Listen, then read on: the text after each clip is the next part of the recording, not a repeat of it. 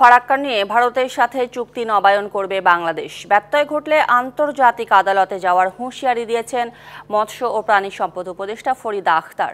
রাজশাহীতে ফারাক্কার লং মার্চের ৪৯তম বর্ষপূর্তির আয়োজনে যোগ দিয়ে তিনি কথা বলেন।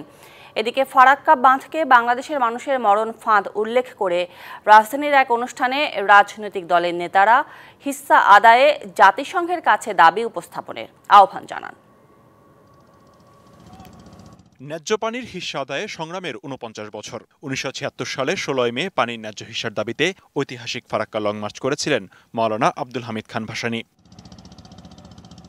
এরপর থেকে বিভিন্ন সময়ে নিজেদের ন্যায্য অধিকার আদায়ে আন্দোলন হলেও তা পূরণ হয়নি। শুক্রবার ফারাক্কা লং মার্চের ৪৯ বর্ষপূর্তিতে র্যালি শুরু হয় বিকাল ৩টায়, যা রাজশাহী কলেজের প্রধান ফটক থেকে শুরু হয়ে জিরো পয়েন্ট প্রদক্ষিণ করে আবার শেষ হয় রাজশাহী কলেজে গিয়ে। কর্মসূচিতে যোগ দেন মৎস্য ও প্রাণী সম্পদ উপদেষ্টা ফরিদা আখতার। এ সময় তিনি বলেন, ফারাক্কা নিয়ে ভারতের সাথে চুক্তি নবায়ন করবে বাংলাদেশ। ব্যত্যয় ঘটলে আন্তর্জাতিক আদালতে যাওয়ার কথা জানান তিনি। জনগণের এই যে একটা দাবি এবং ন্যায্য দাবি, আমরা সেই হিস্সা আদায় করব। আমরা সেটার জন্য ভারতের সাথে তো আমরা চুক্তি আবার করছি, সাইন করব এবং দরকার হলে যদি আমরা ঠিক মতো না পাই, আমরা এটা আন্তর্জাতিকভাবে এটা নিয়ে যাব।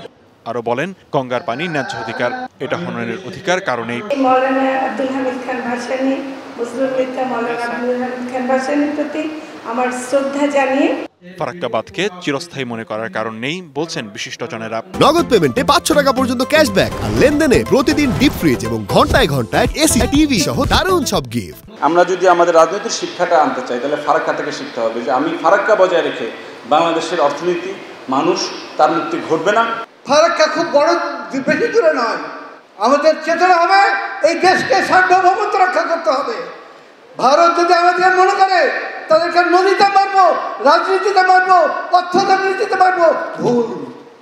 এদিকে রাজধানীর কেন্দ্রীয় শহীদ মিনারে ফারাক্কা লং মার্চ দিবস উপলক্ষে গণসমাবেশ হয়েছে। এতে যোগ দেন বিভিন্ন রাজনৈতিক দলের নেতারাও। এ সময় বক্তারা বাংলাদেশের পানি সমস্যা জাতিসংঘে উপস্থাপনের দাবি জানান। ফারাক্কা বাঁধকে বাংলাদেশের মানুষের মরণ ফাঁদ হিসেবেও উল্লেখ করেন তারা। এই বাঁধ থেকে উদ্ভূত যে সমস্যাগুলো সৃষ্টি হয়েছে, যার কারণে আমাদের বাংলাদেশের মানুষের এবং এমনকি ভারতের অনেক অংশের মানুষের জীবন পদ্ধতি ধ্বংস হয়ে গিয়েছে। এ থেকে যদি আমরা রক্ষা পেতে চাই, একটি মাত্র উপায় রয়েছে, আমাদের ফারাক্কা বাঁধকে ডিকমিশন করতে হবে। জাতিসংঘের আগামী অধিবেশনে কিভাবে আমরা ভারত যে অপরাধ করেছে, ভারত যে পানি সন্ত্রাস করেছে, আপনারা সে অভিযোগ দায়ের করে তথ্য প্রমাণ দিয়ে জাতিসংঘে ন্যায্য হিস্সার ব্যাপারটা উত্থাপন করেন। এছাড়াও বক্তারা বলেন, ভারতের সাথে আধিপত্যবাদী সকল চুক্তি বাতিল করতে হবে। ভারত যে সকল আন্তর্জাতিক নীতি। লিখনকান্তি ভৌমিক, ডিবিসি নিউজ ডেস্ক।